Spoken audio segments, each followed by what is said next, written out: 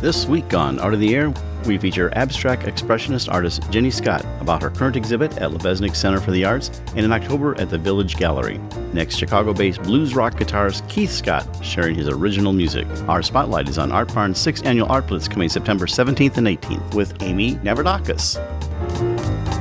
Express yourself through art and show the world your heart. Express yourself through art and show the world your heart. You're in the know with Esther and Larry. Art on the air today. Stay in the know with Larry and Esther. Art on the air our way. Express yourself through art and show the world your heart. Express yourself through art and show the world your heart.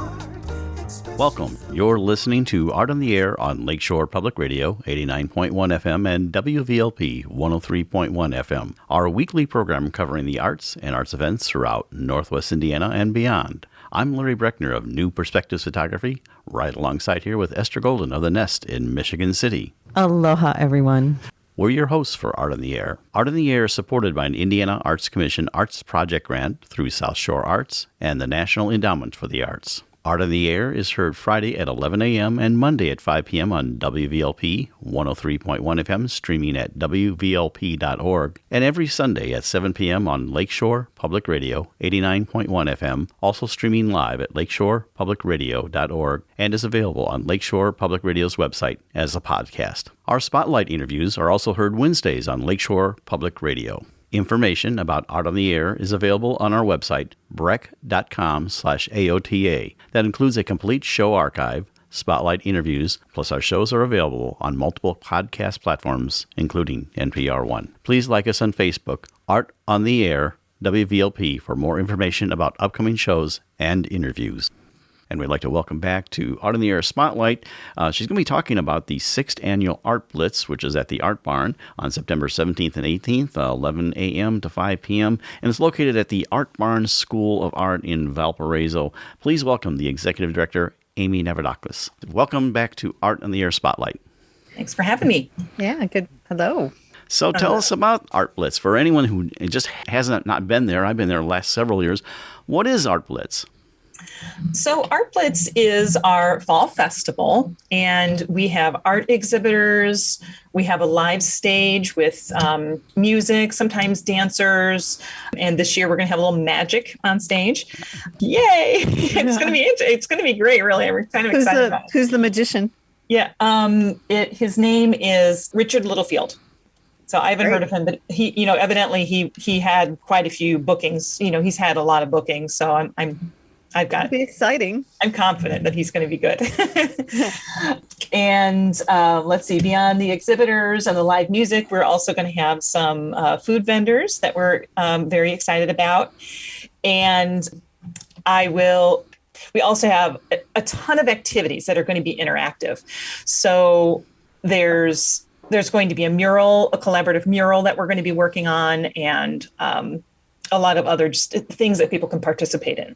Will it be a freestanding mural or against the building? Against the building. Oh, how wonderful! Yeah. So we've got a cow mural, a sunflower mural, and now we have a chicken mural that we did last year.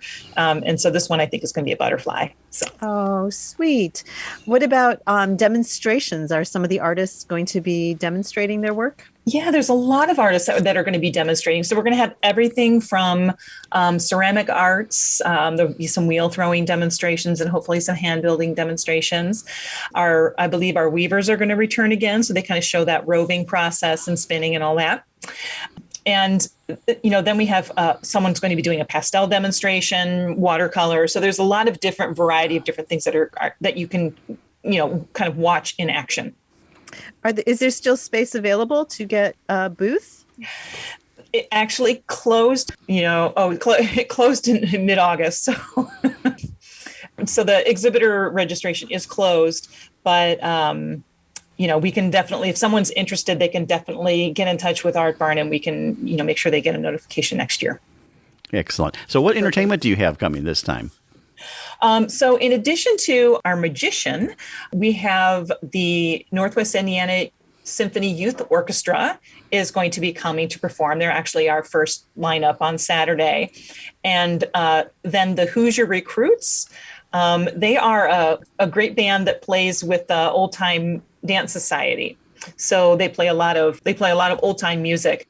Then we also have Premier Performance, which is like a dance performance group, and they were very dynamic and great last year. So we're excited about them as well.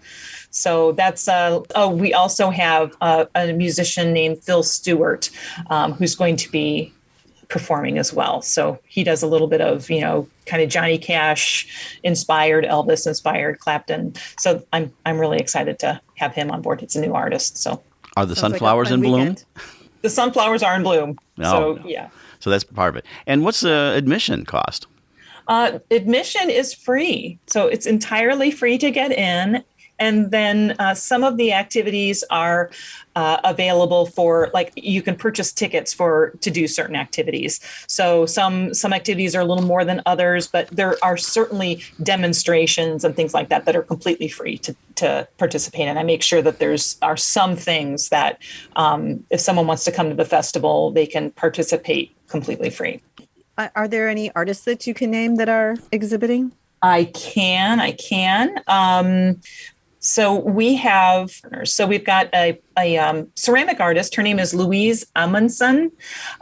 She participated in our juried art exhibition. So we're kind of excited to have her back. Her pottery is a lot of it's very whimsical. We've got Lori Carpenter, who's a wonderful painter.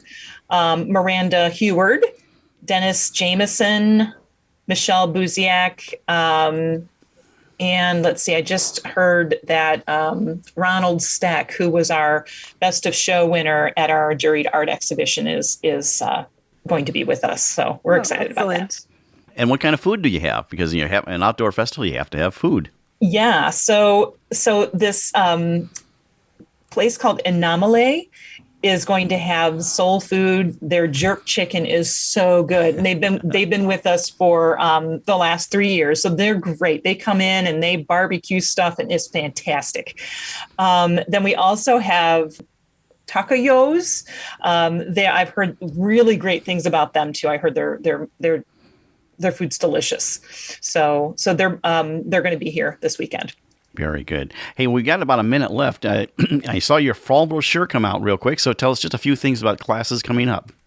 Yeah, our fall session officially starts right around October 1st. So we have all kinds of different offerings for all different ages, and we have some amazing guest artist workshops coming up.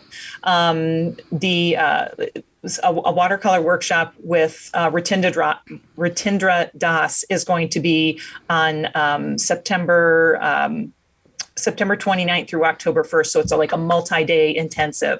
So if you want to check our website, we've got all kinds of information about that and our other classes that are going on. So fall is our most robust session.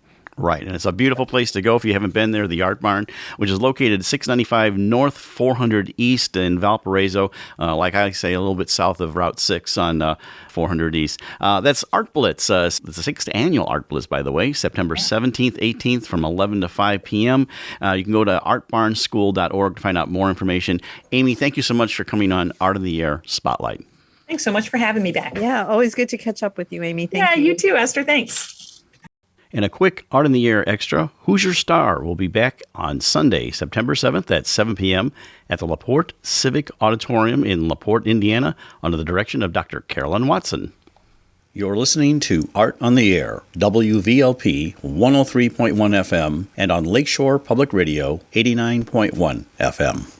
This is Pledge Week for your public radio station. And Art on the Air encourages our loyal listeners to support this station by making a monthly sustaining pledge so we may continue to bring you this great program. And as a reminder, if you'd like to have your event on Art in the Air Spotlight or have a longer feature interview, email us at aota@brec.com. That's aota@brec.com. We would like to welcome Ginny Scott to Art on the Air. Ginny is an abstract expressionist action painter and has been a professional artist for most of her life. Her paintings express what is invisible and visible as the energy force in the painting. Ginny has been awarded first prizes and honorable mentions in many exhibits. Rumor has it she's also a bass player. Thank you, Ginny, for joining Larry and I on Art on the Air. Aloha and welcome. It is so terrific to see you. Aloha and welcome to you too, and thank you for having me. Well, Jenny, we always like to have our guests tell us a little bit about their background, I call it their origin story and how you got there. In other words, like I like to say, how you got from where you were to where you are now. So tell us about yourself. Well, let's see. I grew up in the New York area in Westchester County and went to school in Westchester County. I actually started painting in my late teens. And continued on. I graduated Iona College in New Rochelle, New York, and moved to Florida with my ex-husband and ended up at Barry University for my master's in social work. All during that time, I painted. So I was very busy. I was exhibiting, going to school, and finally got a job with the Diocese of Palm Beach as director of their residential treatment program. So I taught art to the kids that were in the residential treatment program. I exhibited in Florida, not a whole lot, but quite a bit, and ended up, because my son Keith had moved to Chicago, bass player. I moved to Chicago. Dreams of being in a band and playing bass. All the time, painting. So when I moved to Chicago, of course, I had to earn a living. And I was director again of an independent treatment program, painted constantly, and also played bass guitar in a band. So as we move along in time, I ended up in Indiana. I relocated. I wanted more land, more property, and I wanted a studio. So when I moved here, I have my studio in my home, and then pursued my art really, really seriously and joined various groups. I'm a juried member of the area artist group of the Lubeznik Center for the Arts. I'm a juried member of Northern Indiana Artists out of South Bend. And since my time here, I have exhibited widely throughout the Midwest. And so it's been very, very exciting. Just to back up, my childhood was really great growing up. My parents encouraged me whatever I wanted to do. I painted. I actually remember the time I did this huge canvas on the floor in my bedroom, and I painted the rugs also. So yeah, I mean, I did. And I like to paint on walls. So I paint on the walls and I paint on the rugs. And I'm just backing up to give you a little history of that. I was going to take you back there anyway. So did you start painting intuitively, or what was your high school? Because you said you started painting in like high school. So what were those classes like? And did it happen at school, or did you just start painting at home? No, I don't know how to exactly describe it. I am an intuitive painter. I visualize color. I visualize what I'm going to do, and I get a feeling to paint. I did study with two very well-known artists, Harriet Fabland, when I lived in New York, and Alton Tobey. And I exhibited throughout the New York area with the Fabland group. And I was represented by a gallery in Dobbs Ferry, New York, called Summerfield Gallery. And she's very well known internationally. And I did, it wasn't exactly lessons. So she's an abstract painter too, but we did more techniques and just doing other kinds of different work to express yourself. which was very helpful. And while I was in New York, I was juried into Artist Equity in New York, and I was a member of Artist Equity for a long time until I moved. So that's kind of how I painted. I really did not have classical painting training. I would say self-taught, intuitively taught. I just don't know how to put it. It's somehow I sort of know to paint. I just don't know how to explain it. But I do see a painting in my mind, and I will see color, and I put it to canvas. What does it feel like to know when the painting is complete then? I know when the painting is complete, when it makes sense to me. It has to make sense. You have to know, you can't just paint abstractly, randomly. That's not the point. Even Jackson Pollock didn't paint totally randomly. You have to have balance. You have to have structure. You have to know what fits and what works. Otherwise, what you get is something really sloppy. So you have to really know what you're doing. You have to have a sense of something. When it makes sense to me, and I look at it and I say, I think this is working. This works. Then I feel it's complete.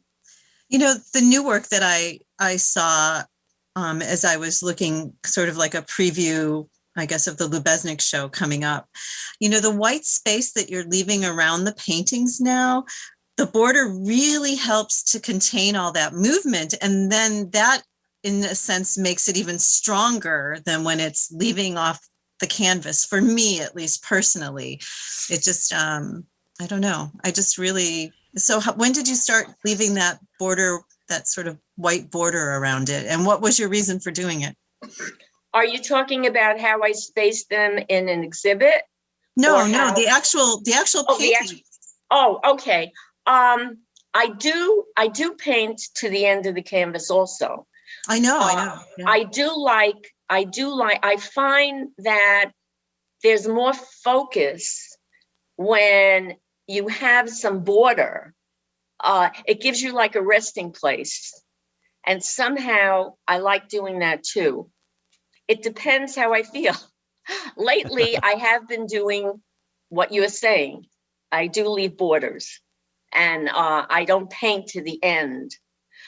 Sometimes you get more focus and more, it's stronger. It's a stronger painting if you're focusing on the painting. I think so. There's because to me, it's like contained. I've just recently started, it's so interesting because I've just recently started doing that with my own work, leaving this white border around it. And I really like it because it is more, as you say, focused. Jenny, obviously this is a radio show, so we can't see your work, but describe, as best you can, what people can expect if they'd see that. Of course, we'll give your website later and so they can view it, but describe like how you approach a piece, how you decide to do. You did a little bit of that, but what does it look like? What does your work look like in description?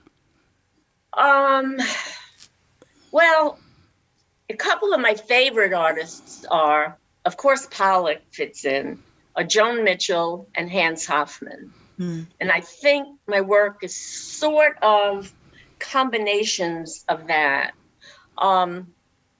It's a lot of color. If they're going to see the exhibit at the Lubeznik, interestingly, I paint large, sometimes 40 by 40, sometimes 36 by 48.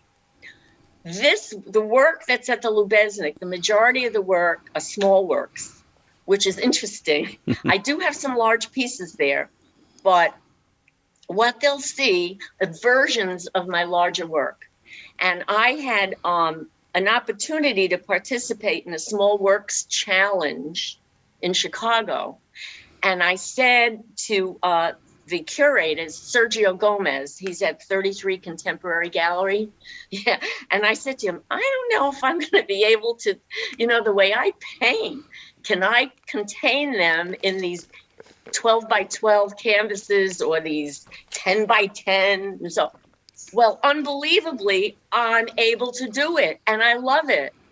And I think they're going to see that kind of work, what I do large, in these smaller canvases. I did bring, like I said, 4 larger pieces, so people, if they don't know me, they can see the larger pieces and how the larger pieces relate to the small ones.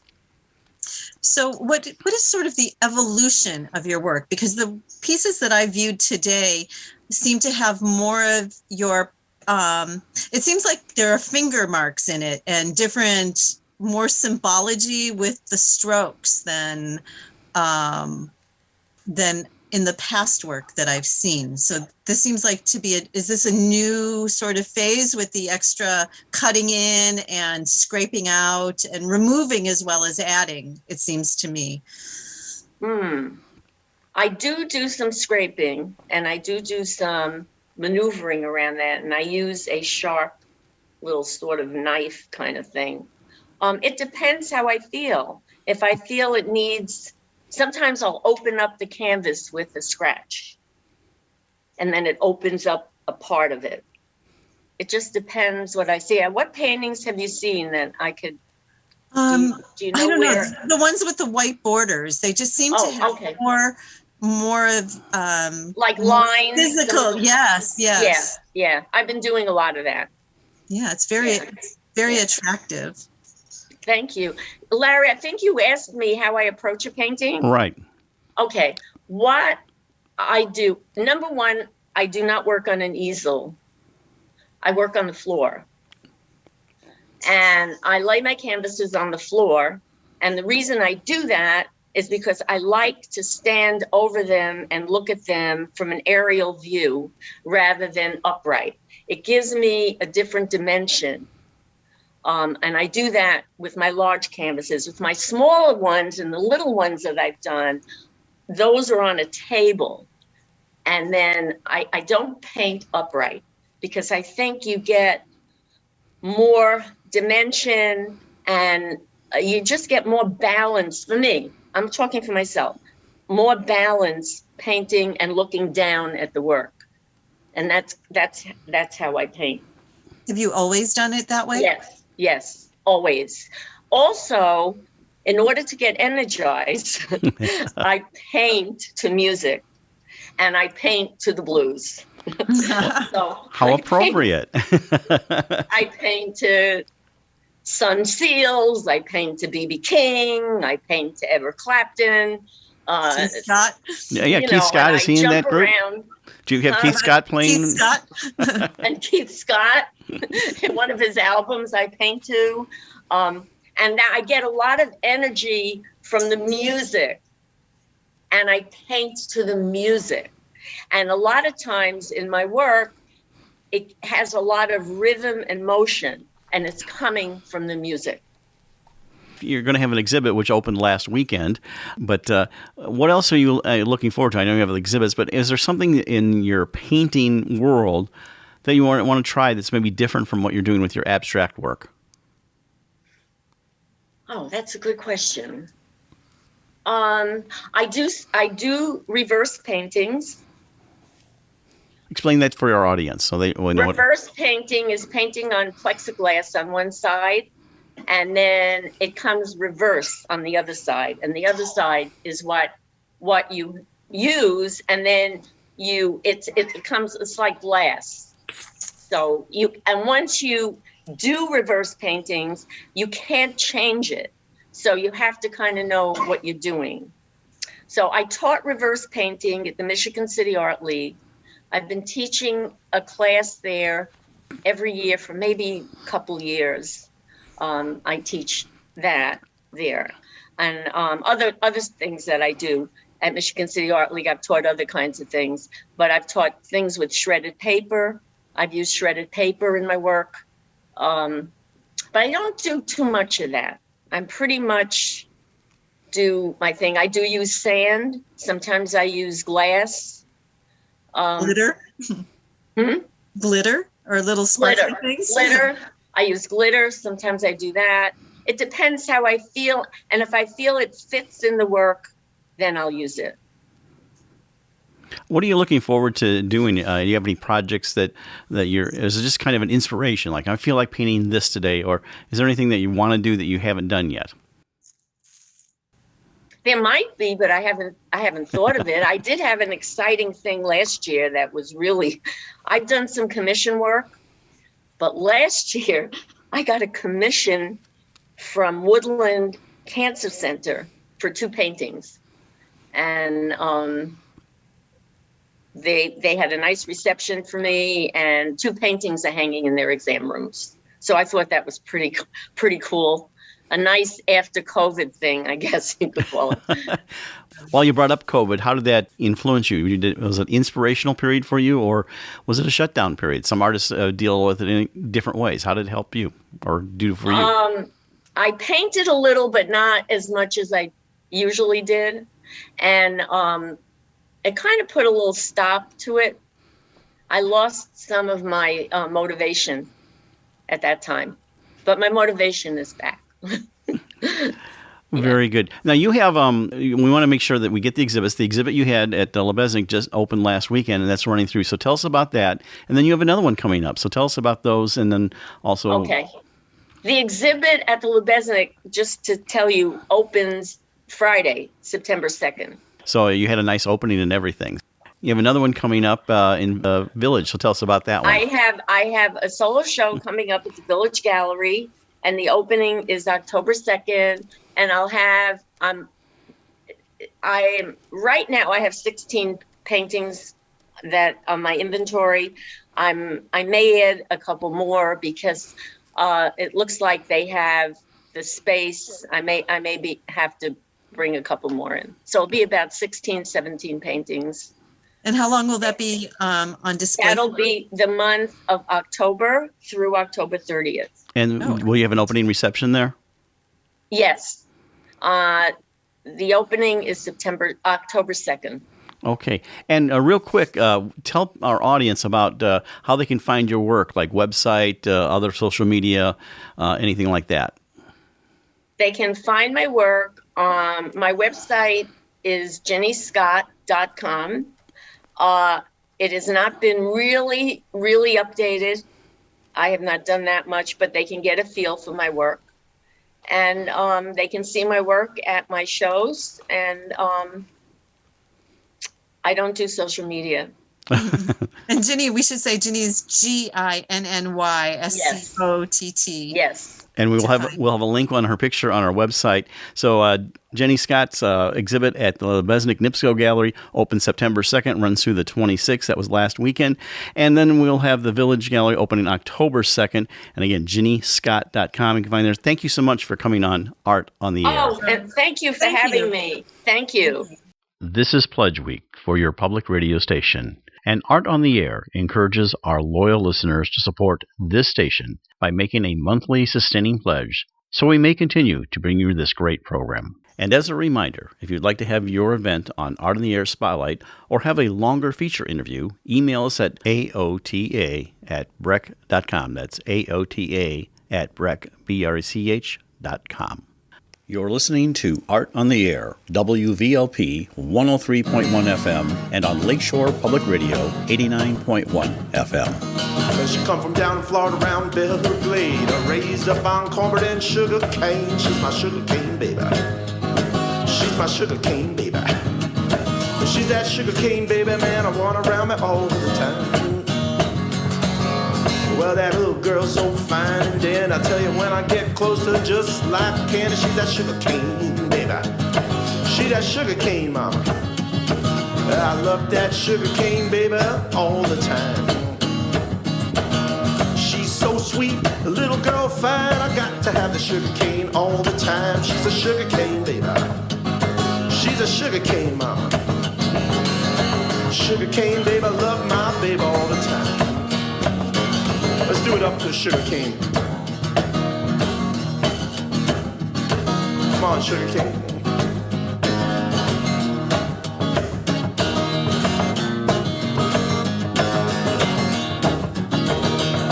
Well, if I ever leave her, it's got myself to blame. I'm going down south to get me some sugar cane. She's a sugar cane baby.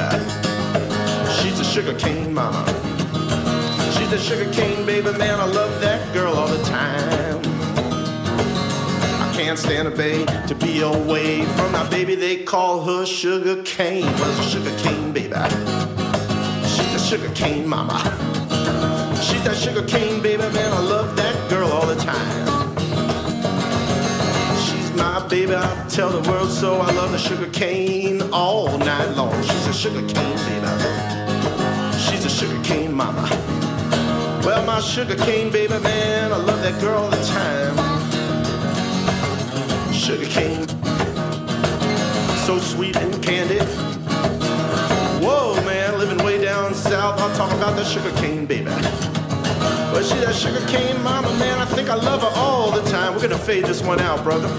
She's a sugar cane. She's a sugar cane mama. She's that sugar cane. Let's walk her down, let's take her down. Sugar cane. Think I'll hitch a ride south to get her.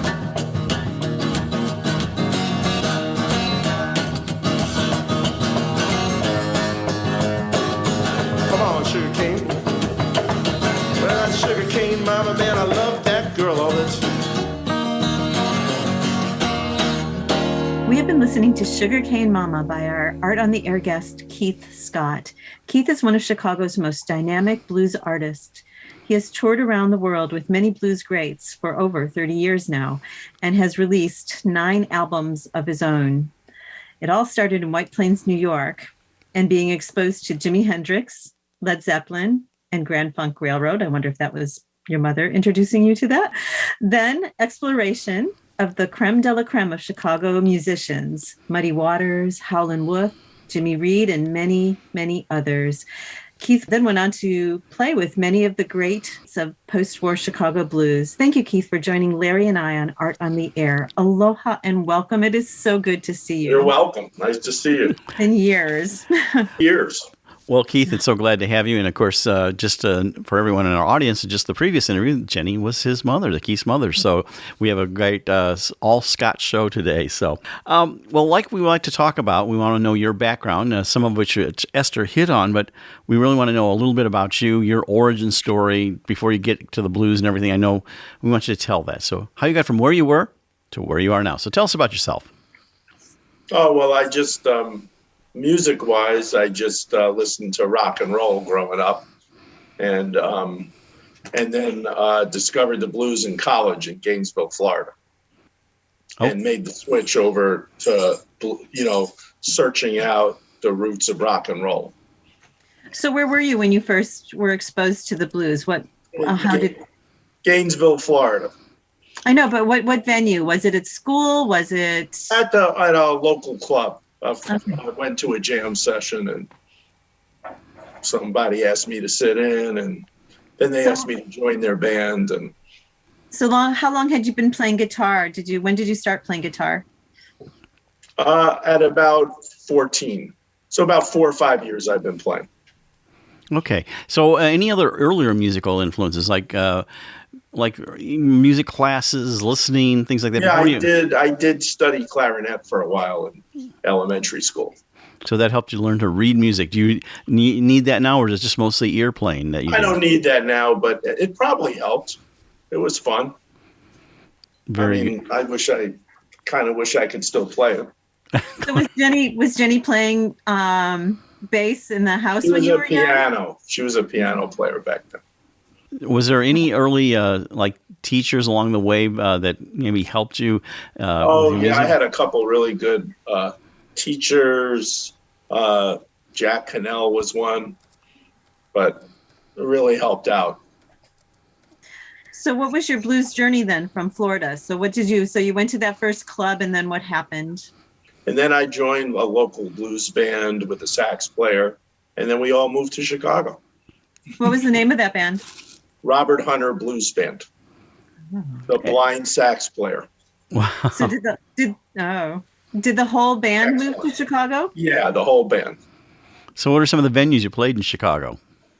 No, we moved to Chicago. We played the Checkerboard, Pepper's Lounge, Piano Man Bar, Teresa's, McClenda's. I can't think of another ones with those. So what was that? What was that life like? Your Chicago life at the time. So were you playing all the time, or? It was living in a small apartment with some people and just going out to these late night clubs and staying out late and playing all night. It was pretty cool. One of the influences in your life was Muddy Waters, and you had a chance to meet them. Why don't you describe that? Not only the influence, but actually meeting someone that's so preeminent in the blues, Chicago style blues. It's kind of like, how did you get from listening to the blues in that first club? And well, I got invited to his concert by my friend who was playing with him, and who had opened up for him, and then they invited me backstage to meet him. So how was that experience? How was he to you? Describe that. I think our audience would love to hear that. Well, he was a real gentleman. That's all I can say. And he was really cordial and kind of influenced me to continue on. And then later on, I ended up being friends with all his bandmates. And of course, he died, but. Right. But I got to stay friendly with all the people that were in his band at that time. So were they able to, so like in a lot of fields, everybody helps everybody find the next step in their career. So how did meeting and getting to know Muddy Waters Band, how did you see a progression? They just helped me by, being there when I was playing and being part of what I was doing. Working with me. Right. It was all like, it was business because we were playing, everybody's getting paid, but I got to play with a lot of the people in his band. They were just working like I was at that time. Now in Florida, you also met Bo Diddley. So influences from him, how did that work out? Well, same thing. Same friend introduced me to him, and I used to spend a lot of time at his ranch and got to hang out and play with him a lot. So I got closer to him. So would you say you picked up their musical influences before, and how did that develop your own style? Well, they were just my heroes, so I just kind of try to study like what they were doing, Now, so here you're in the backyard. You're in the backyard with everybody. Are you jamming with them? I did jam with all of them, yeah. Not Muddy, but Bo Diddley a lot, Same thing. They were very cordial and friendly, and I felt welcome. So, well, you've been busy recording. You have 7 or 9 solo CDs? Is that correct? So, tell us a little about the progression of those. They started in early 2000, all the way up to I think 2017 or 18. So, tell us a little about those albums, the progression, maybe of your music over that time. I know that's a lot of writing and composing. 9 albums is very impressive. Yeah, just putting ideas down and then putting them down on tape or recording them and writing the lyrics down. And so who's your band now? Right now I'm just doing solo stuff. And so I remember you played down Halsted Street too, the House of Blues and Blues. Oh yeah, I play House of Blues still. Was just there a few weeks ago. And I remember you telling the story of Robert Plant being in the audience. So you've kind of come full circle with that first. That was, that's when I was with Jimmy Dawkins' band, and he came into the club and watched our show. It's been fabulous. So where are some of the venues you're playing? You're in the, obviously for this interview, you're in the Chicago area, or actually Northwest Indiana. Three Oaks at Dewey Cannon Saturday. Now that was the last Saturday, Labor Day weekend. Yeah, okay.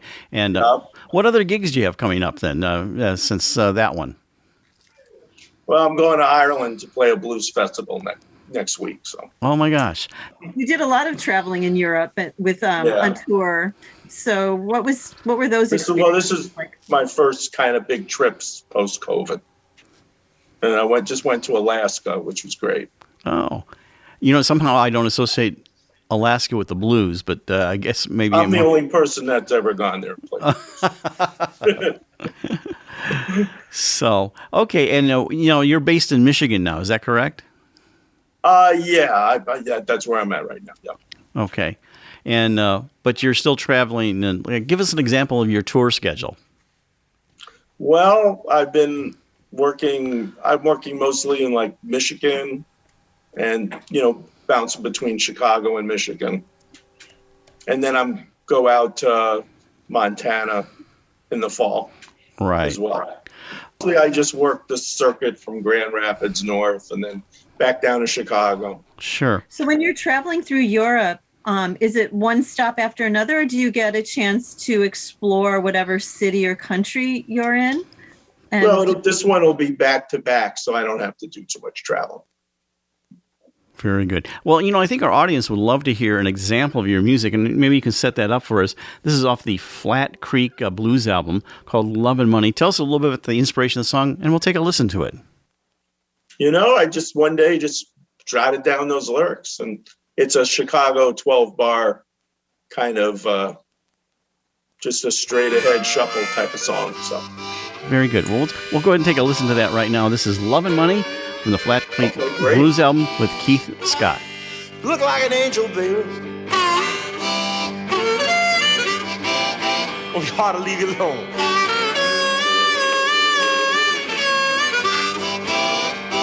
Look like an angel.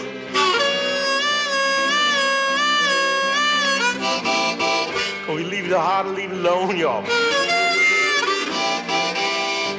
The world prom, baby.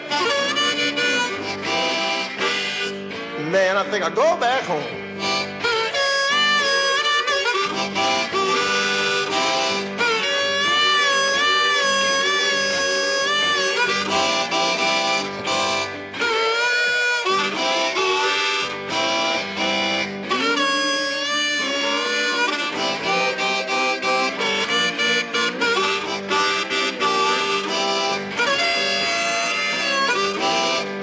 If I talk to you, baby, Chad wouldn't want me.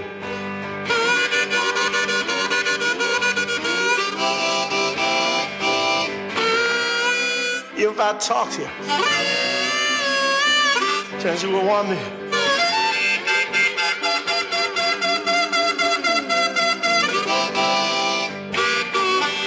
Be nice for a while, baby, and let your daddy be.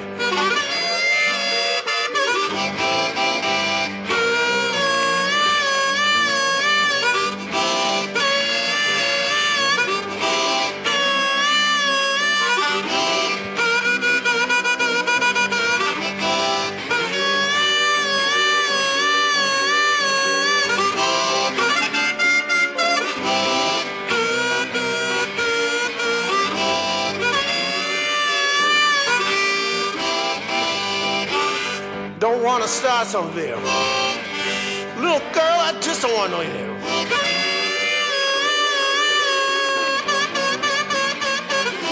I don't want to start something. Little girl, I just don't want to know your name.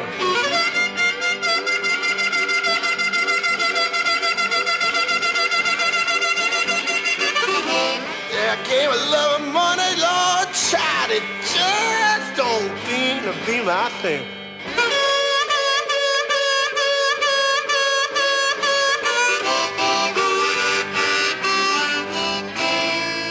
And that was Love and Money, Flat Creek Blues album with our guest Keith Scott today on our show. So that was, what year was that released? That would have been, that's 2013 or 14, I think. Okay, very good. Yeah. Are you working on any new material right now? Are you with your tour schedule? I mean, right now I'm in the middle of doing a couple studio projects. Do you have your own? Do you use your own studio, 20, or do you go to a studio? 18, 20 tracks I got coming up. And do you work with a specific studio, or do you have a home studio? Yeah, I work in Chicago at Gravity Studios. Mostly. Okay, excellent. So this one that you're working on, is it again all your work, or? Oh yeah, I only record my work, so there's no sense covering any other stuff. So Yeah. So how? What is your writing process like? How much time do you, kind of run us through what happens? Like you said, this. Well, a lot of times when I'm playing, came to you. A lot of times I'm just playing a gig and I have an idea and I just take out my phone and record it. That's pretty much it.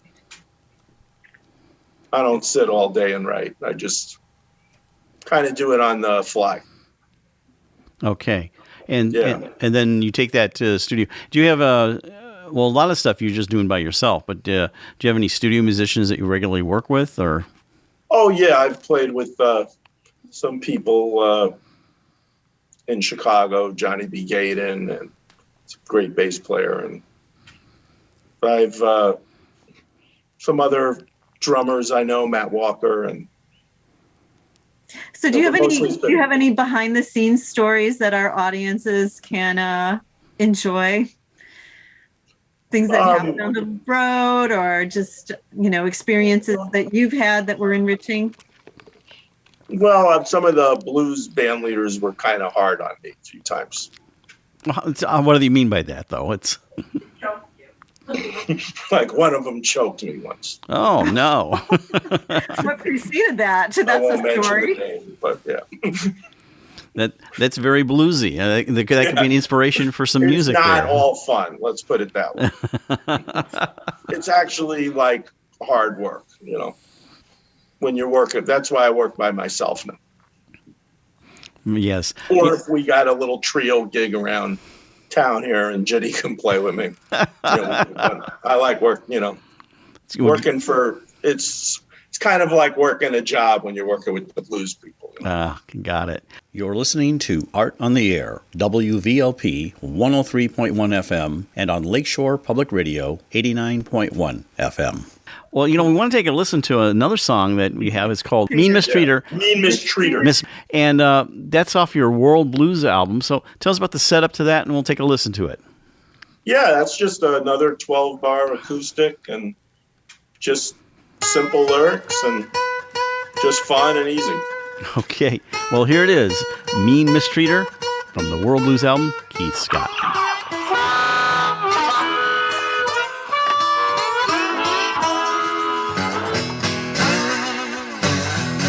You a mean mistreater. Can't stand your low down way.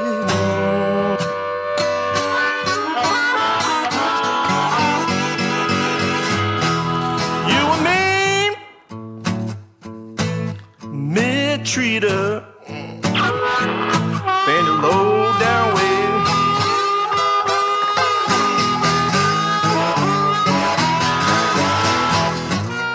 Make it matter, baby. Got to head another way.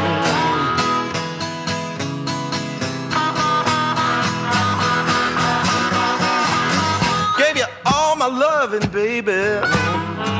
But to you, it just don't mean a thing.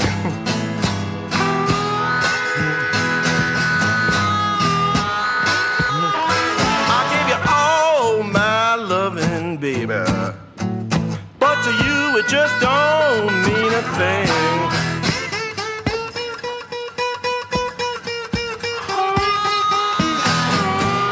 Make it matter, baby. And please, mama, stop worrying, hear me.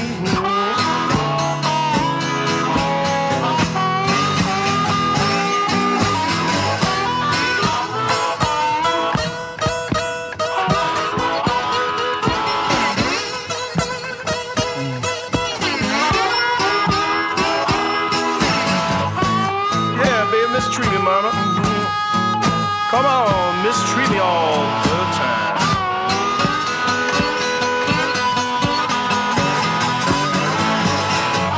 I can't have you, baby, man.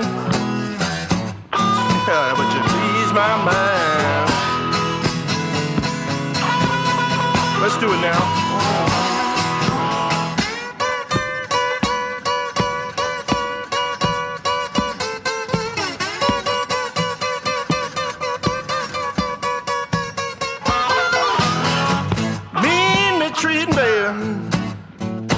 Treat me, mama, all the time.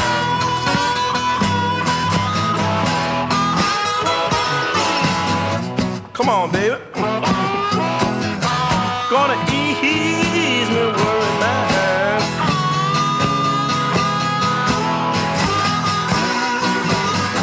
I try to please you, baby. Do the things, mama, that is right.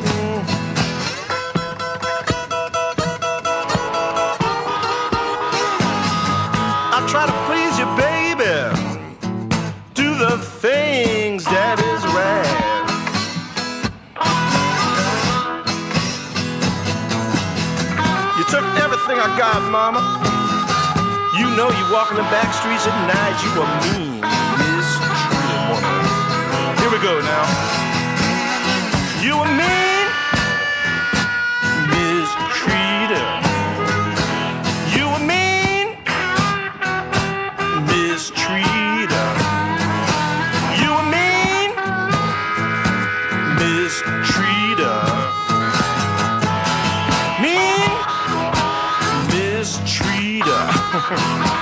Use that mean mistreater, baby.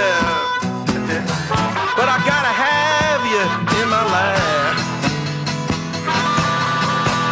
One more time. You a mean mistreater. You a mean mistreater. You a mean mistreater.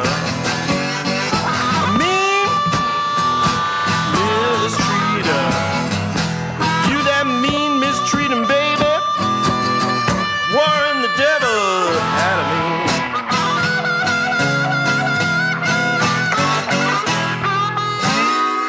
And we're back with Keith Scott from his World Blues album, Mean Mistreater, from that album. So very interesting.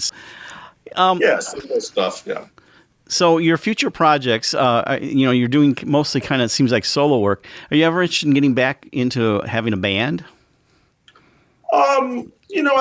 I like doing what I'm doing, and then using a band if the shows come up. That they're putting a band together for me in Ireland, so Wow. I'll use a band there. Yeah. When I was at the concert, you have such a full, rich sound all on your own, and you have the whole audience just up on their feet and happy, and it's like a great experience to be at one of your concerts. Yeah, if I'm correct, that was March 17th or 18th, 2019, somewhere in there, right? Wow, it was pre-COVID for sure. Right. It was a good night. Yeah. Fabulous evening. And somehow I just don't envision Ireland as a blues place. Somehow it seems like that's going to be a world music type place. But I guess blues and world music sometimes are kind of crossed over. Yeah, that wherever there's not a lot of blues, they appreciate the blues. Right. Oh, that's true. Yeah. So I think that. How much time do you get in Ireland? The blues is the soul. 9 days. Yeah. Oh, wonderful. Wow. So how much of that is playing and how much of that is just exploring? 6 or 7 days playing, a couple days off to do some fun stuff. Jenny going with you? No, she's not going. Yeah. Oh. She's with the dogs. Oh, well. The dogs don't let you go anywhere. Almost can't do anything if you have animals like that unless you have someone to take care of them.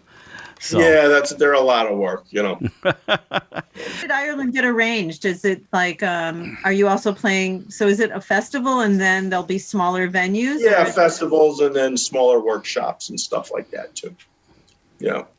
Any master classes? Yeah, there'll be a master class. Excellent. Probably master class of Bushmills.